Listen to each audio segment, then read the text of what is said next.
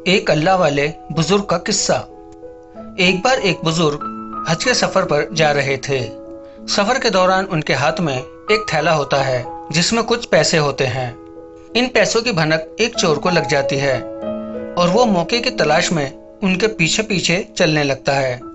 जब वो बुजुर्ग रास्ते में एक जगह से गुजर रहे होते हैं तो अचानक से वो चोर उनके हाथ से थैला छीनकर भाग जाता है।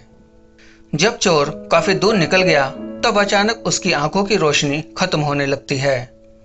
आंखों की रोशनी जाते देख उस चोर ने रोना शुरू कर दिया।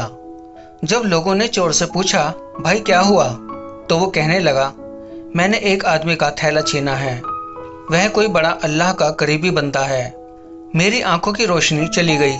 खुदा के लिए मुझे उसके पास पहुंचा दो ताकि मैं उससे माफी मांग सकूं।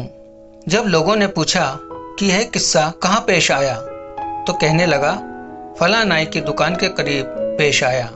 लोग उसको उस दुकान पर ले गए और नाई से पूछा कि इस तरह का कोई आदमी यहाँ से गुजरा है और क्या आप उसे जानते हो। उसने कहा कि हाँ, एक बुजुर्ग हज के सफर पर हैं, पर वो कहाँ ठहरे हैं ये तो मुझे नहीं पता। हाँ, मगर नमाज के लिए वह आते जाते रहते हैं। अगली नमाज के लिए फिर आएंगे। वे लोग इंतजार में बैठ गए। जब वह बुजुर्ग नमाज पढ़ने के लिए तशरीफ लाए तो लोग उस चोर को उनके पास ले गए। चोर ने जाकर उनके हाथ पांव पकड़ लिए कि मुझसे गलती हो गई, गुनाह हो गया, नादिम हूँ, शर्मिंदा हूँ, मेरी आंखों की रोशनी छिन गई।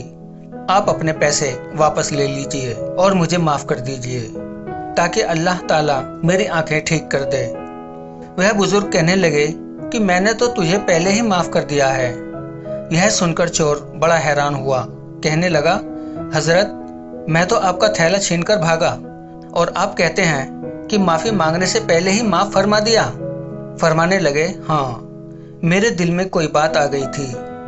एक दफा मैंने एक हदीस पढ़ी जिसमें नबी अकरम सल्लल्लाहु अलैहि वसल्लम ने फरमाया कि कयामत के दिन जब मेरी उम्मत का हिसाब पेश किया जाएगा तो मैं उस वक्त तक मीज़ान के करीब रहूंगा जब तक मेरे आखिरी उम्मती का फैसला नहीं हो जाता। और मेरे दिल में यह बात आई कि अगर मैंने इस चोर को माफ़ नहीं किया तो क़यामत के दिन यह मुकदमा पेश होगा और जितनी देर मेरे मुकदमे का फैसला होने में लगेगी, अल्लाह के नबी सल्लल्लाहु अलैहि वसल्लम को उतनी ही देर जन्नत से बाहर रहना पड़ेगा।